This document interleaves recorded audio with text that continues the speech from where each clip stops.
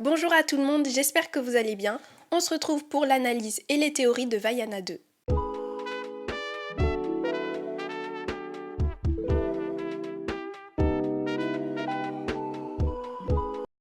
Alors spoiler alerte, je vais parler de choses que vous ne devriez pas entendre si vous n'avez pas vu Vaiana 2, mais a priori je pense que tout le monde l'a déjà vu. Donc je vais commencer immédiatement avec ma théorie préférée sur deux personnages, Matangi et Nalo. Nalo est le dieu du temps et de l'orage. Il est apparu très peu de temps, pourtant il se pourrait qu'on ait plus d'informations que ce que l'on croit. Déjà, il faut savoir que Vaiana 1 et 2 sont très portés sur la mythologie polynésienne, notamment des Maoris. Donc les Maoris, c'est un peuple polynésien. Bref, du coup pour faire Vaiana, ils se sont inspirés de plusieurs dieux. Ici, on a Tawiri Matea. Désolée pour la prononciation. Tauri Matea est le dieu du temps et de l'orage, exactement comme Nalo.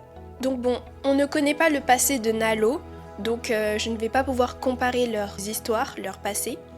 Mais par contre, j'ai vu un truc qui m'a sauté aux yeux et quand j'ai vu ça, j'étais extrêmement choquée. Cet homme, donc Tauri Matea, il a plusieurs frères, plusieurs enfants et il a une fille qui s'appelle Apu Matangi.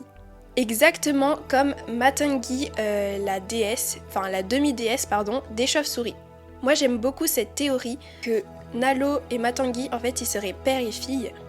Et je trouve ça un peu plus logique d'ailleurs parce que Nalo il a une emprise sur elle, il la maintient esclave. Et je me dis peut-être que si c'est sa fille, c'est parce qu'il veut avoir le contrôle sur elle. Et ça arrive, hein, certains parents veulent avoir le contrôle sur la vie de leurs enfants. Ensuite, pour cette théorie, il y a une suite à laquelle j'ai pensé, c'est Nalo, il a une haine envers les humains. Et je me suis dit, mais pourquoi ? Et ben, si Matangi est sa fille, et donc elle est une demi-déesse, ça voudrait dire que la mère de Matangi est une humaine. Donc je me suis dit, peut-être que par exemple, la conjointe de Nalo, elle aurait fait quelque chose de mal, qui aurait mené Nalo à détester tous les humains. Et en fait, on n'a vraiment pas beaucoup d'informations, donc je fais que imaginer. Ah, un autre truc qui ne sert à rien pour mon analyse, mais j'ai envie de le dire quand même.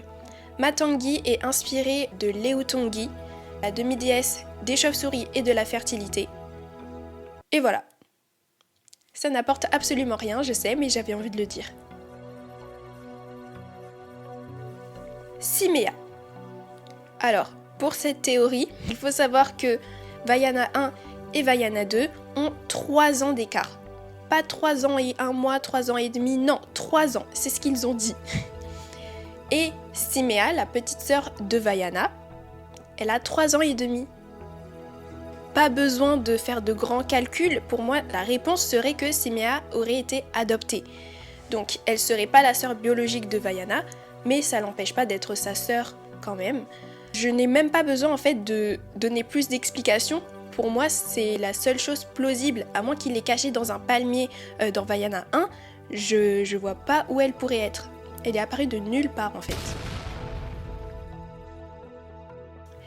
Loto.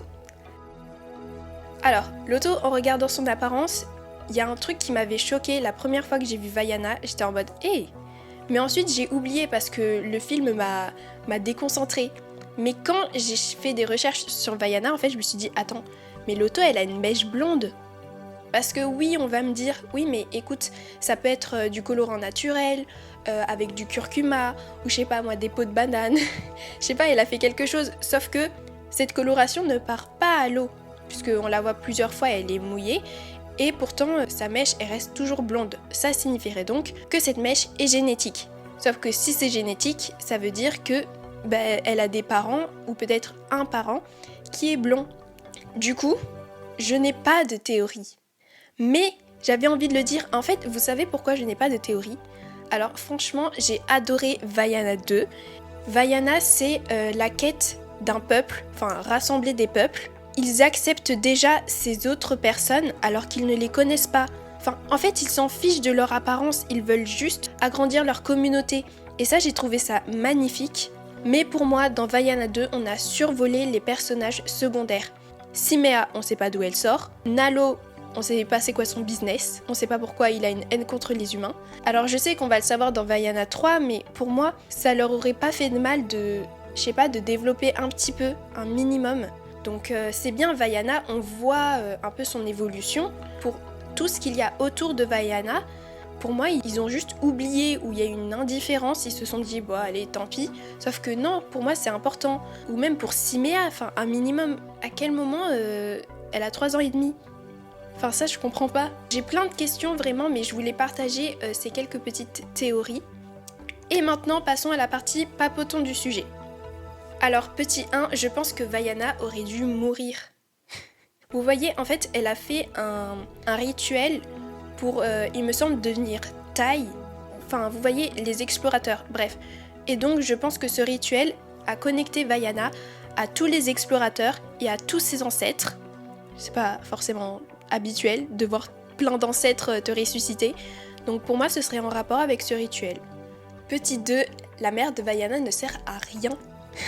Oui, j'ai noté ça, mais parce que moi ça m'énerve. Vaiana est en PLS parce qu'elle ne sait pas quoi faire, elle hésite entre rester avec sa famille et partir, et là sa mère elle arrive, elle lui crache une métaphore, et après elle repart. Ça m'aurait encore plus mis dans le flou, c'est insupportable. Voilà, c'est tout pour cette vidéo. Elle était très courte, je suis vraiment désolée, mais je ferai des vidéos plus conséquentes la prochaine fois. On va dire que cette vidéo, c'était une vidéo bonus. Et on se dit à bientôt pour une prochaine vidéo. Au revoir! Franchement, ça m'a fait trop plaisir. Oh, mais Sparrow, il m'empêche de faire ma vidéo.